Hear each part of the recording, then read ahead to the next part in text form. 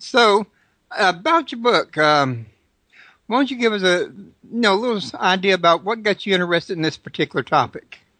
Yeah, so when I was in college, I was introduced to Stoicism by I'm not sure if people are familiar who Dr. Drew is, but he's a fairly well-known sort of writer and thinker and doctor. He has a very successful radio show called Loveline, and I attended his conference when I was a kid, and he spoke, and I had this thing that I would do when I was young, where I would ask smart people what books they thought I should read at my age. And he introduced me to the Stoics, the Roman philosophers. And I picked up these two books, I bought them on Amazon, and they came. And it was reading these books that really changed my life. Tyler Cowen, the economist, he says there's this sort of category of books that he calls a quake book. It sort of shakes everything that you know about the world. Now, at 19 years old, I didn't know very much, but it had that effect on me, totally changed how I thought about things, what I looked at, and from there, it put me on a path of studying philosophy, specifically practical philosophy, and that led to me writing this book, many years later. Okay. And what exactly is this book about? I mean, I gather it's probably self-help based on everyday problem solving. Is that correct? Sure. So you haven't read it? Is that what you're telling me? No, I have not. I did not get a copy of it, but that's okay. I'm usually familiar with many different subjects, and what I'm not familiar with, I know how to ask questions about. So, got it. Okay. So the book is an introduction to Stoicism. Stoicism is, as a philosophy, it was invented by the Greeks, sort of perfected by the Romans. It's if I had to sum up Stoic philosophy, I would say that Stoic philosophy posits that we do not control the world around us, but we control how we respond. And Stoicism is a framework or a set of exercises that help you respond, that they would say in their words, with virtue or virtuously. And so what I did was I took a book that takes these Stoic principles.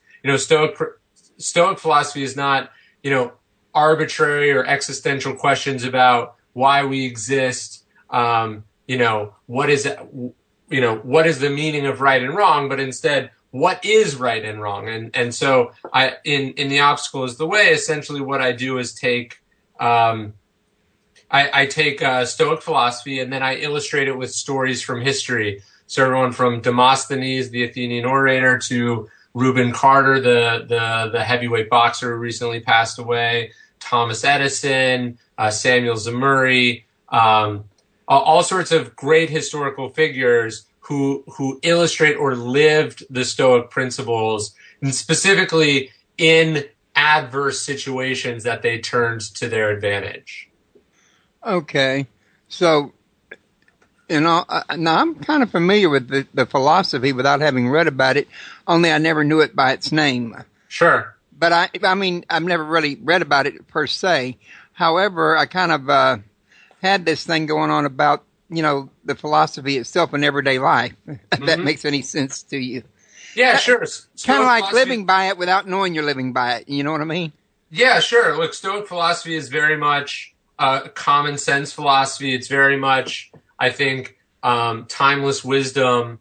In fact, most of the people that I talk about in the book, they didn't necessarily, certainly there were many great men and women who were intimately familiar with Stoic philosophy. I talk about Marcus Aurelius, I talk about Seneca, I talk about George Washington, I talk about all sorts of figures, Theodore Roosevelt, et cetera, who studied Stoic philosophy and consider themselves practitioners of it. But many of the others, I talk about Ulysses S. Grant a lot in the book. He was a tried and true Stoic, but probably never cracked a book about it in his life. So it's kind of commonplace for people to practice without knowing they're doing it. Yeah, exactly. Well, I guess that's because it really goes back basically to common sense. Yeah, of course. Stoic philosophy is very much common sense.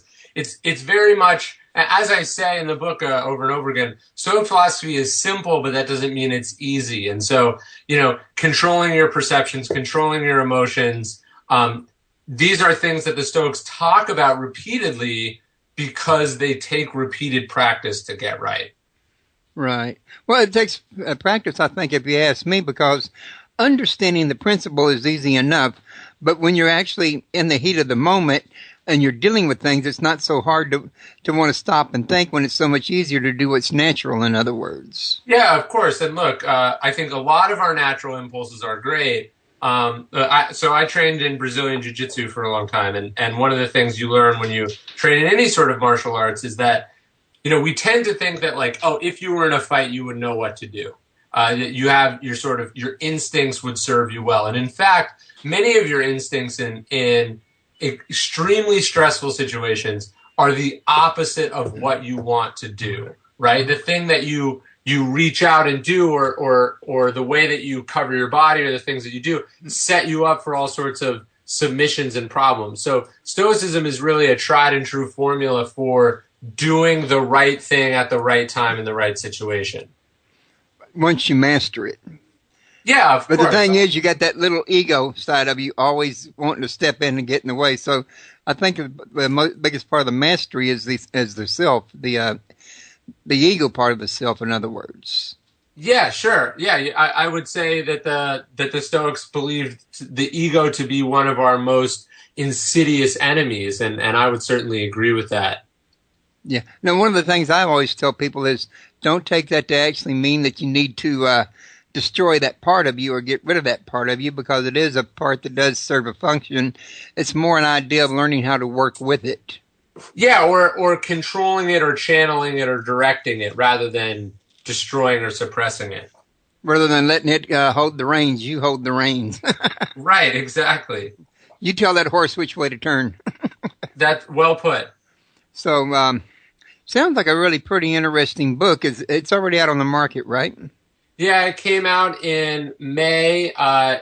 It's I think translated in 6 or 7 languages now.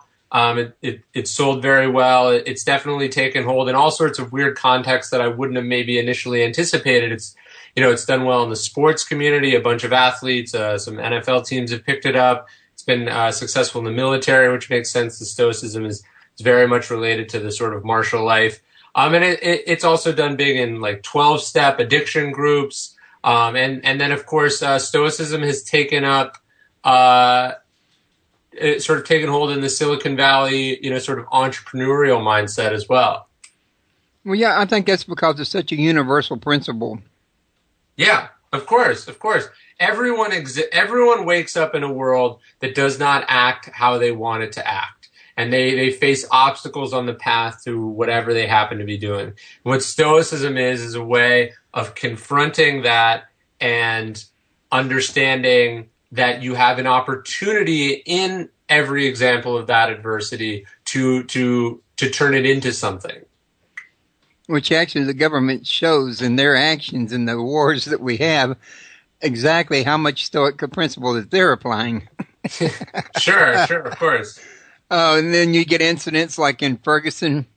It kind of shows that there's a whole world of people out there that don't stop and think about these kind of philosophies. In other words, it's there's so much high rampant emotion going on in the world, I guess is what I'm trying to say.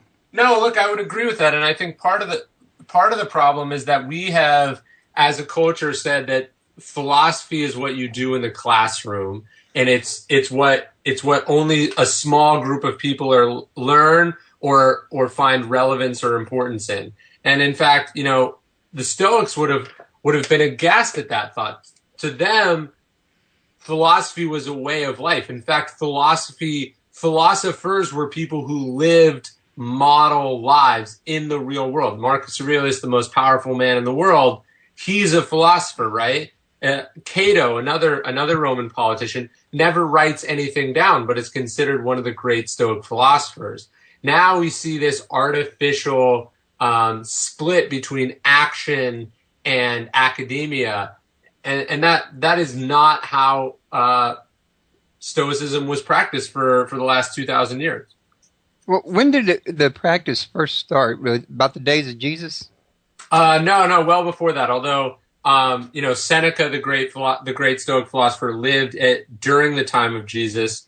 and there was hypothetically there's a letter. It's pretty much purported to be fake, but there's supposedly a correspondence between Seneca and one of the disciples.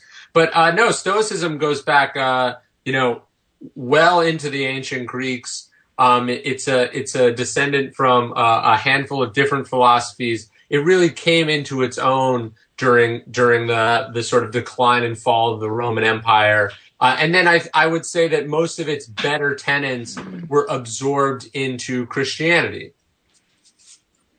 I would say kind of absorbed. I mean, you do see some of the principles in the Bible, for example, as far as it being, how well it's being taught from the pulpits and how well it's being lived in everyday lives. That, again, is another story. Yes, of course. I guess what I'm saying is that a lot of, like, what the Stoics would have said was valuable and moral and good for its own sake is absorbed into Christianity and said should be done because that's what God would want you to do, or Jesus would want you to do, or that's how you get into heaven. The Stoics would say the Stoics were much more agnostic, or sort of a Pascal's wager kind of an attitude towards God, which is being honest, being just, being generous, abstaining from temptation. These are things that you do because they keep you happy and content and clean in your own life.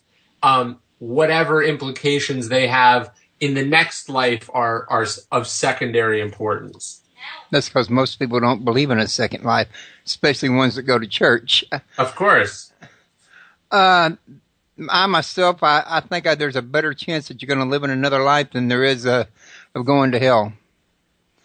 Sure. Yeah, that sounds about right. I mean, not everybody shares that belief, but I mean, after years of reading biblical and other scriptures around the world, as I've come across them on the internet, the one thing that comes to me repeatedly is, with all the deception in the world today, with all the choices about religion, all the different variances these religions have, how can any one person figure out what the true path is and find their way to God and make atonement in one single lifetime? There's just too much to weed through.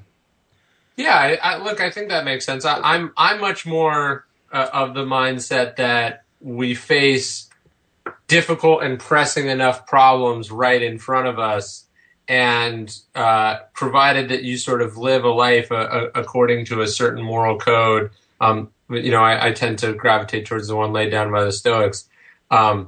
You should be fine. What the Stoics would say is, don't focus on the future, focus on the present moment, and that is the path to a virtuous life. And I would very much agree with that. Of course, the present moment is what becomes the future. Yeah, of course, but the future is not guaranteed. I know, and that is definitely very true. The one thing about me with the doctrine, and you can find this doctrine about worrying about today and not the future, actually come out of the mouth of Jesus, in fact. But even when I heard it, the one thing that kept coming to my mind is, in some cases, if you don't plan for the future, you ended up hurting yourself because you don't know what the future is. You didn't plan for it, and then you weren't ready when it got there, in other words. Sure. I guess what the Stoics sort of focus on is creating a sort of robust, or as the philosopher Nassim Taleb would talk about, a sort of anti-fragile approach that is well disposed to the future, to the present, and any sort of thing in between. You mean kind of like cover the bases before they get there, and then let life itself show you which way it's going to go?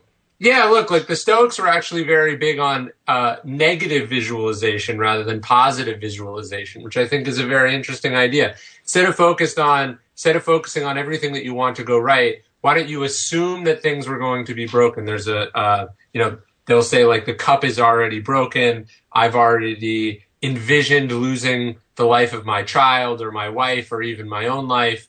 And you're meditating on advance. The Latin phrase is meditatio malorum. And the idea is thinking about what could go wrong, making a plan for what could go wrong, in some ways preparing yourself for that uncertainty, as though it is a certainty, and then being pleasantly surprised by life rather than sort of traveling along like the turkey that thinks, every day is a good day until Thanksgiving comes. Yeah, it sounds like my philosophy for kids. I always used to tell everybody that my philosophy when I was raising my kids was shoot for the best, prepare for the worst, and accept what you get. Yeah, right. That's a very Stoic idea, and I think that goes to what we're talking about, which is that Stoicism is practiced by millions of people all over the world, and often they don't even know it. Which is what I was saying earlier, which I think I might have been practicing it quite a bit and not knowing it, but Sounds like it's a common sense thing. I guess if you're just practicing common sense, you're going to do it without knowing it. Sure, but the problem with it being common sense is that common sense isn't always as common, and oftentimes, exactly. we lose because it's not an explicit philosophy that we adhere to. We can, in the most critical moments, abandon what we know is best. And so Stoicism is a set of exercises which you practice over and over again, and you remind yourself. Marcus Aurelius, again, he's the most powerful man in the world, and every day he's sitting down writing in a little journal what he could have done better that day, what he did wrong, what he wished that he'd remembered, what he's trying to remind himself of, et cetera, et cetera. And he's doing this because even though no one is holding him accountable to these things, he's holding himself accountable to this. And over a lifetime, this wisdom accumulates and it turns into muscle memory. And I think that's something that's an example that we could all learn from. Yeah, kind of like training yourself. You do the same thing in martial arts, really. Totally. And the Stoics, martial arts, it wasn't the word that they used to describe that, but when you look at Seneca or Epictetus, the other Stoic philosophers, you see them using the metaphor of a wrestler over and over again. Marcus Aurelius, he talks about being a boxer and not a fencer, because a fencer has to pick up their weapon. A boxer's weapon is himself, right? And they use this metaphor over and over again because in some ways life is a battle in that way, and it's training and exercise that prepares you for it.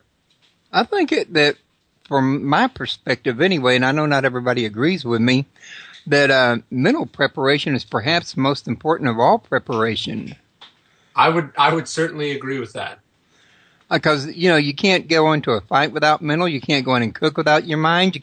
There's not anything that anybody does on the whole entire planet at any given moment, but what a thought goes into action first. Yeah, of course. There's a line from Marcus Aurelius where he says, "Our life is what our thoughts make it." Or he says, "Choose not to feel harmed, and you haven't been harmed." And so we forget often how much our opinion or the story we tell ourselves about the things that happen to us determines how we view them and what they are, right? And a good way of thinking about this is something that is bad for you might be somebody else's dream occurrence, right? Something happens. But think about it in the stock market. Stock market goes down. You think that you've been screwed. But somebody else who is shorting the market, this is actually exactly what they wanted to happen. So the point is, the context from which we look at things and the position we put ourselves in determines whether a thing is good or bad. Or as the Stoics would say, there is no good or bad. There is only perception. And so what I talk a lot about in the book, in fact, the first third of the book is about this, controlling and influencing and having the right perception is one of the most critical parts to being resilient and to being happy in your life. Okay. Yeah, I know that's what you was talking about earlier. There's a lot of people that they've convinced themselves they got a chemical imbalance in their brain and they're depressed. And in all actuality, because of that belief, I believe they actually did get a chemical imbalance because your thoughts and your beliefs do affect the hormonal, exchange that goes on inside of your mind and the rest of your body. So I think people kind of don't realize the power of their mind and the power of their thoughts and how it really determines their reality in the end. Totally. And look, there's a reason that Stoic philosophy is actually at the root of cognitive behavioral therapy, which is probably the most common form of psychotherapy, which is essentially that we get into patterns. The body or the mind forms patterns of behavior. And over time, we can develop negative patterns of behavior. And what Stoicism does, or philosophy in general does, is allow us to analyze what those patterns of behavior are, interrupt them, or first look at them and say, this is a positive one, this is a negative one. And if it's negative, interrupt it and redirect it. And so I definitely think our minds, contribute to things like depression, contribute to things like unhappiness, or they contribute to things to happiness as well. And that's not to say that there aren't, people who have been dealt a bad deck of cards or are more predisposed to depression or mental illness than others. But I think in any case, Stoicism is one part of the toolkit to a happy, fulfilled, thriving life. Toolkit, I like that terminology. Yeah. I mean, that's what Stoicism is. It's not an abstract philosophy for professors. It's a toolkit for, the problem of life. So you're kind of like a toolkit, but it's full of thoughts and lessons and morals, or maybe not even morals, but things of that general idea, rather than wrenches and screwdrivers. In other words. Right, exactly. Because so many of our problems are mental problems, right? They are not, you can figure out the financial problems in your life. You can figure out, a problem with your job. You can figure out business opportunities, whatever. What I think Stoicism is particularly primed to do is help us with unhappiness, with jealousy, with fear, with anxiety, some of the most potent, insidious problems that we face as human beings. Kind of like one of the things a person might do is change their perception of what's going on in their lifetime or in their life at the moment. Yeah, exactly. And look, the earlier you start, the more the gains compound over time. I happen to know from personal experience that is true. I mean, I had anger issues when I was a kid, and I was on diagnosis hyperactive attention deficit disorder and put on Ritalin. And the doctor and my dad would say around me quite frequently that without the medicine, I could not control my temper at all. Right. And then when I missed my medicine, I didn't control my temper. And I never tried to learn anger management, never tried any Stoic philosophy or anything. Because why? I've already been told I need the medication or it's not going to work. So sure. Why try? Then when I got older and I put my arm through a window and I started learning things, getting involved in the New Testament of the Bible, Jesus' teachings, Paul's teachings, and other spiritual precepts, I began to learn that they had accidentally, in their ignorance at the time, told me something that wasn't true, and I bought into it, hook, line, and sinker. And then when I began to perceive myself as a person who was in control, and it was really my choice what made me angry, not the people that were actually doing it. I didn't have to choose to be angry with what they did, in other words. Sure. I got a lot more control over my anger. I'm nowhere near the same person I was back then, in other words. Yeah, no, that's great. And that's a good example, I think, of what you're talking about. Yeah, of course. And I think, what's interesting about Stoicism is that it precedes all these advancements in psychology and medicine and things. So it's not that they conflict with each other, but Stoicism is the purest. It's like, okay, today in fitness, we have all sorts of supplements and exercises and advancements in medical science, right? And those things have value and they can help. But also, there is very few exercises that are better than push-ups, pull-ups, and sit-ups because they use our body weight, they use what we were naturally given, and we use them to our advantage. The resistance is sort of the most effective total exercise that you can find. And I think Stoicism is, in that analogy, Stoicism is very similar. Yeah, it sounds like it. You kind of remind me of like that total gym set that Chuck Norris is so hooked on that he... But the principle is that what you're talking about, it uses your own body weight and your own resistance to help you train and to get in better shape and keep your weight off, in other words. Yes, exactly. I've never used the Chuck Norris home fitness system, Well, I haven't either, I but know I've what seen you the mean. infomercials. Yeah. But yeah, the same thing goes mentally, though. Um, it's a matter, I think, of confronting what's in front of you that you're having the worst problem with. And this is where so many people, I think, miss the boat. They have a problem, they want to run and hide, change the subject, look at something else, or anything, but to have a confrontation. In other words, Yes, right, correct.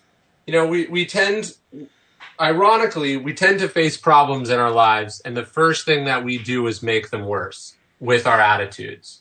And that's what I like so much about Stoicism is that it acknowledges that and it gives us a path forward to combat some of those impulses. which is not always easy for everybody. No, Of of course, course not. each individual is different, and there are some people that are more habitual about it than others. Whether it be good or bad, people form habits. All humans, I teach my kids, are creatures of habit. Hmm. One of the first things I think a person can do is take inventory of their habits and retrain the ones that are not helping them for ones that are helping them. And if you did one a day for 23 days, each month you would probably drop a bad habit in place for one you do want.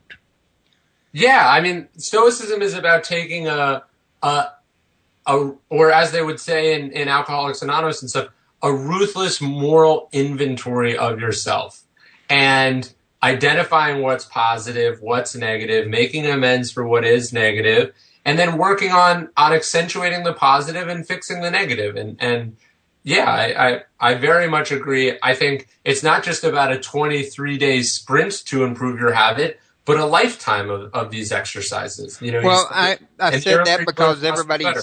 I said that because they say it takes 23 days to change a habit.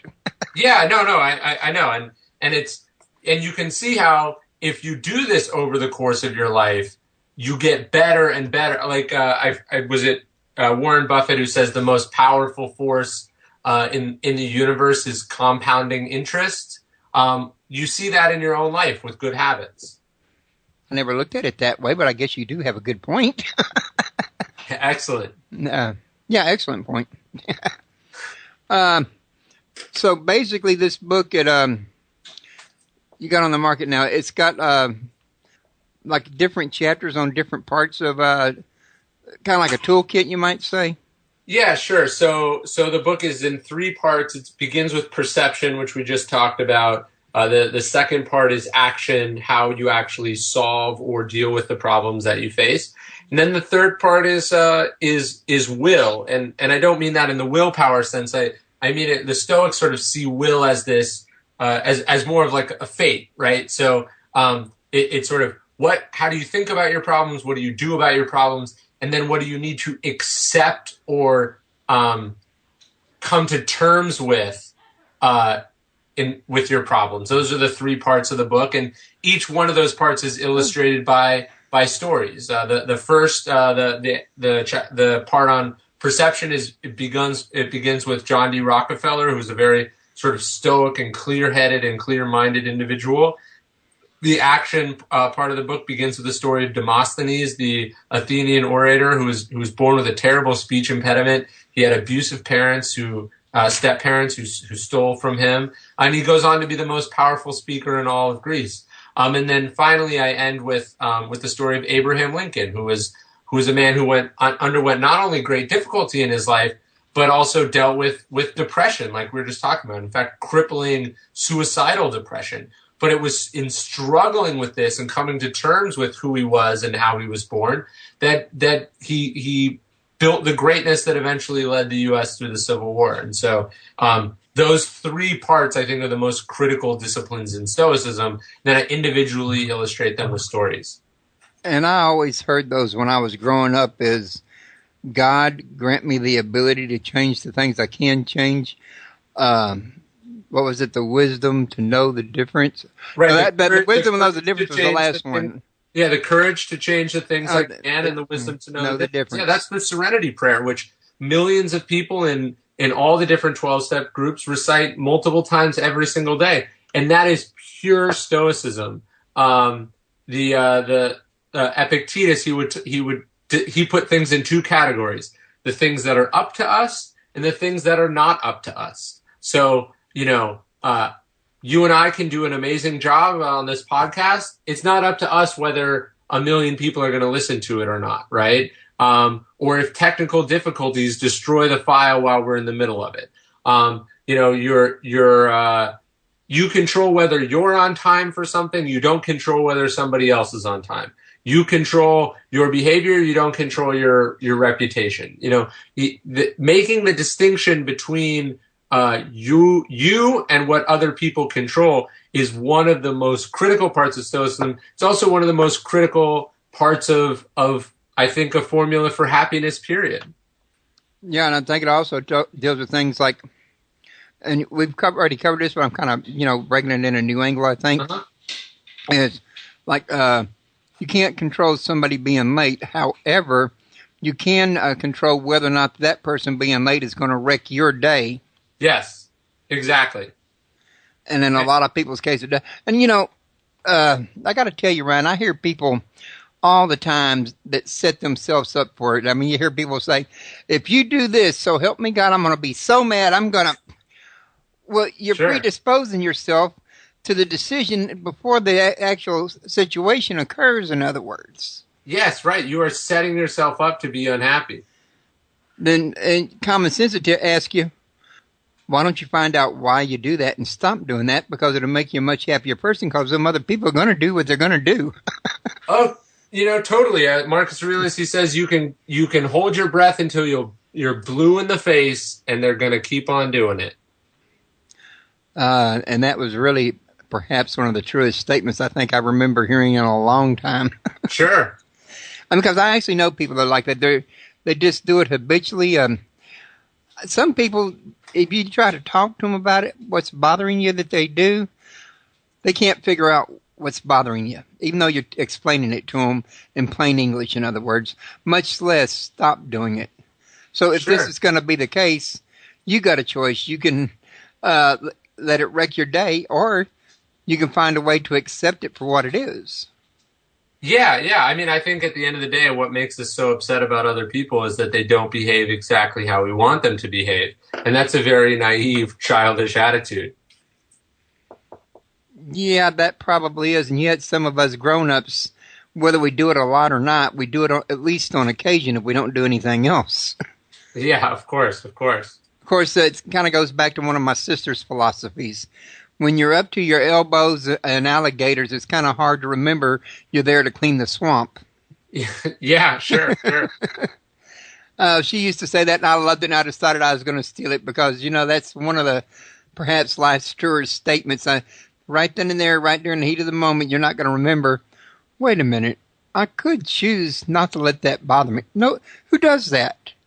Well, that can happen, or you can train yourself for exactly that situation. One of the stories I talk about in the book is how the NASA astronauts were changed, which is they were exposed repeatedly for every possible thing that could go wrong. They were trained not in their ability to fly, although that was obviously important, but in how they would react to unexpected, difficult circumstances. John Glenn, when he first went into space, I believe his heart rate never went over like 140. And to think about that, to be thrown, into space in this tiny thing, and to never let your heartbeat really ever quicken is that's the skill, because in space, panic is death, and you can't allow that to happen, and that's what training comes in for. Goes into acting and not reacting. Yep, exactly. So I think from what I've seen of many human beings, it's so natural for people to react instead of act. I don't think people know they're doing it. People are oftentimes not aware of it. It's just such a natural part of you. Yep. Then you got to try to teach yourself to be alert at all times, at least until it becomes habit. Maybe therein lies the whole secret. People do it without thinking about it, without realizing it, because it became habit during the whole course of their life. And in order to break that habit, they'd have to retrain themselves not to, react like that so suddenly without giving it no thought until that actually became the new habit to override the other habit. Yeah. Which I'm pretty sure your book goes into detail about that. Yeah, you're right. I mean, what I tried to focus on in this book was to create a toolkit for or a series of stories to help people with the problems that they face in life. Sometimes they're big problems, sometimes they're little problems, sometimes they're individual problems, sometimes they're enormous, complicated, larger problems. But it's what you're talking about. It's about making that distinction between what we control and what we don't control, and focusing on, exclusively on the parts that we control, and understanding that if we respond well, we can turn negatives into positives. And then you're recreating your whole reality. Yes, right. Or you're controlling actually, no, you're not changing reality itself. You're controlling your response or your relation to that reality. Don't you think maybe it depends on the situation as to whether you're changing your response to a reality or whether you're changing a reality? Well, look, you don't change reality. That's the sort of nature of it. Reality exists outside you and us. What I'm saying is, in your responses, you change. Okay, yeah, your perception of the reality. You see what I mean? Right, I think so now. I had to stop and do a backtrack on that one that time. My mind went on me. That happens sometimes. I'm 55. Actually, most people consider that young. Yeah, no, look, it could be you could have 40 years of life left. Never can tell. No, you can't. Not unless you want to get in a rush to rush things, and I'm not in a hurry to do anything right now. Yep. So, are there any other books that you got out there too? Yeah, so I've written 3 books. My first book was an expose of problems in the media system. I'm the media columnist for the New York Observer. It's sort of, what I wanted to do is sort of rip back the curtain and show people how stories travel through the modern media system. And then my second book was about marketing, how startups like Facebook and Twitter and Dropbox and Airbnb have become these billion-dollar brands very quickly. And then Stoicism is the book that I've wanted to write for a long time, that I've always been very passionate about, and that's where that book comes from. So, in your opinion, since you wrote about it, how do you tell me why is you think people like Facebook, Google, and Yahoo climbed to the top of websites when nobody else was doing it around them? Well, look, I think a big part of it is that these companies were engineered to be public, and they were engineered to spread. Facebook is more valuable to the owners of Facebook and to the users of Facebook the more users it has. It's not like a small private club that you don't want to get too crowded. The more people that are on Facebook, the better. The same goes with Twitter. The same goes with Google.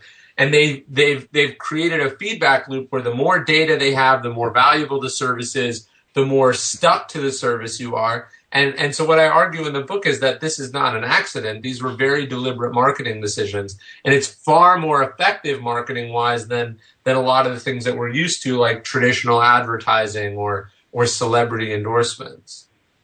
Yeah, and I think you've got a good point. I mean, up until the time of the internet, your biggest forms of entertainment was either radio or TV, and other than watch or listen, you had no interaction. Mm-hmm. Whereas now you come onto the internet and you can chat, you can post, you can make websites, you can do all kinds of things interactive.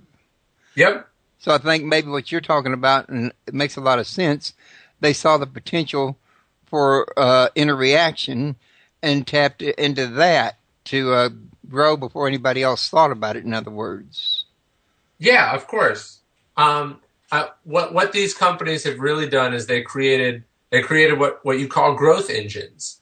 The decision to let people upload photos on Facebook. Originally, that wasn't really what Facebook was about, but they realized that if they become the repository for all your photos, it's not only great and it's a resource, but it becomes a form of entertainment, just like watching TV. Or the Facebook newsfeed is now where the majority of people see most of their news. And so instead of turning on CNN to see what's happening in the world, you turn on Twitter or Facebook and you see what people are talking about.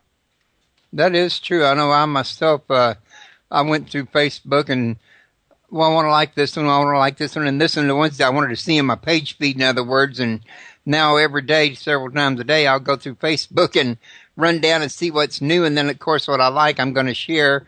What I don't like, I just, go by and let it stay. Sure. The beauty of that is you can just scroll right past what you don't like. You can't do that when you're watching TV or listening to the radio. Right, of course. and in some ways, this is what social scientists call the filter bubble, which is that we only see stuff that is interesting to us, and other people are seeing a totally different version of the internet, and it makes it hard for objective news to spread. Yeah, that makes a lot of sense. And I think it's really the same way for TV. I mean, you see people watching TV, and the minute that commercial hits, they're not interested in. They're in the kitchen getting a snack or drink, or in the bathroom going to potty. You got people like my wife. They'll just take and hit the fast forward button right through the commercial. Sure. But, yeah, it doesn't really matter, I think, how you're advertising, what your outlet is. There's just certain parts that certain people are not going to pay attention to because it's not higher up in their list of priorities. Yeah, no, that's right. So again, if you want a good marketing plan, ask yourself what's important to people. That's what you want to touch. Right, yeah, no, as a content provider, you've got to, or as a creator, you've got to realize just how much competition there is out there. Like, if you're doing this radio show, you're not competing with other radio shows. You're competing with radio shows, you're competing with podcasts, you're competing with TV, you're competing with blog posts, you're competing with Facebook, you're even competing with pornography. And so that intense amount of competition creates, a very competitive environment that makes it hard to break through. That is true. And I've been working this, I've had a website for like 10 or more years, and it's only got like 200 members on it. But then again, I'm not Facebook. Right. But, still the thing we're talking about that these marketing guys are doing, that goes right back to the use of Stoic philosophies, whether they know they're doing it or not. Sure. So, I guess I could say, I said it earlier, it's versatile. You can use it in every aspect of life. It's just a matter of stopping to think.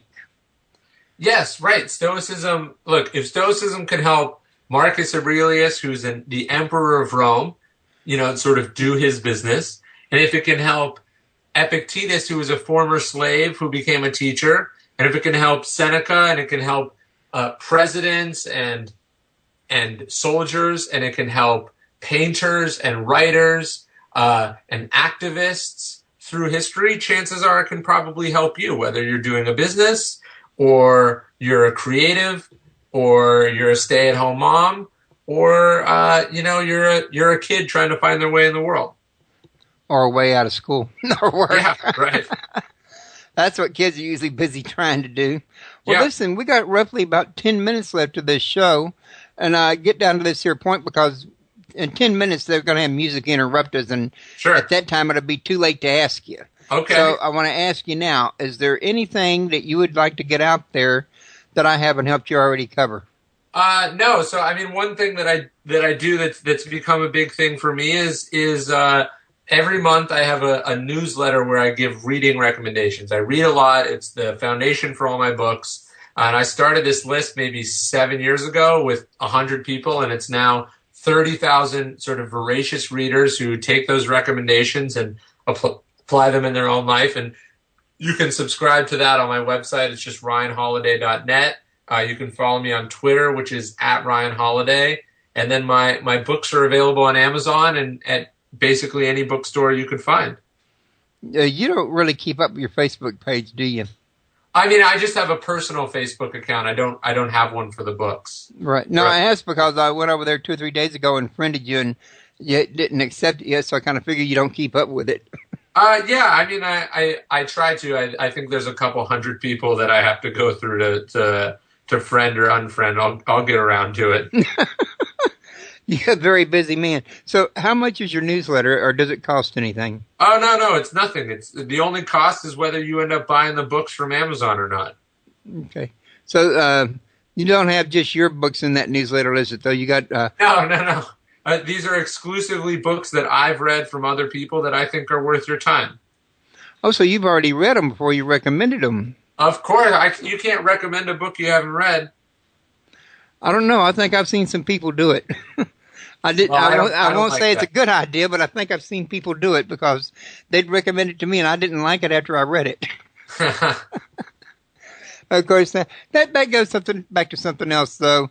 Just because you don't like it, it's not necessarily going to say somebody else is. Sure. It depends on what individuality. Everybody has their own set of preferences. In other words, everybody has their own set of things that they give a priority to, and what interests them, and what they think is funny. And but wasn't everybody's different, we'd have an awful boring world.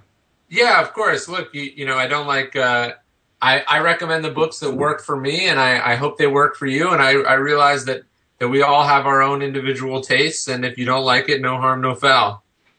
After talking to you today, I kind of got the idea, the impression that if I tried some of the books you like, I would probably like them too. I got a sneaking hunch that we've studied a lot of similar material in our time. It sounds like it. I know that I have various. I mean, I've read up on hermetics and the Buddha and other philosophies like that, which I found out that most of your core teachings from most religions is really very similar, and much of it is really based on what you were describing as Stoic. Yeah, agreed. So you can find the same thing in the Bible.